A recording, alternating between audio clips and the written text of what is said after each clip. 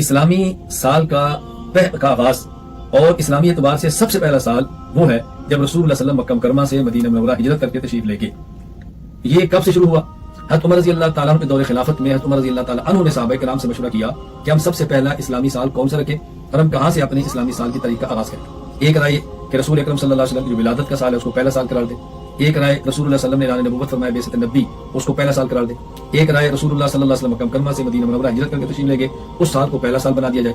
ایک رائے جب رسول اکرم صلی اللہ علیہ وسلم دنیا سے گئے ہیں اس سال کو پہلا سال قرار دے دیا جائے۔ حضرت علی رضی اللہ تعالیٰ عنہ اور دیگر بعض صحابہ کرام کی رائے یہ تھی کہ ہجرت کے سال کو پہلا سال قرار دیں، لہذا اسی رائے کے مطابق حضرت عمر رضی اللہ تعالیٰ نے فیصلہ فرمایا اور ہجرت سے اسلامی تاریخ کا باقاعدہ آغاز کر دیا گیا۔ تو گویا حضرت علی کا مشورہ ہے اور حضرت عمر کا فیصلہ ہے کہ یہ سال ہجرت کے اعتبار سے اسلامی سال شمار کیے جائیں گے۔ اسلامی سال کا آغاز اور اسلامی اعتبار سے سب سے پہلا سال وہ ہے جب رسول اللہ صلی اللہ علیہ وسلم مکہ مکرمہ سے مدینہ منورہ ہجرت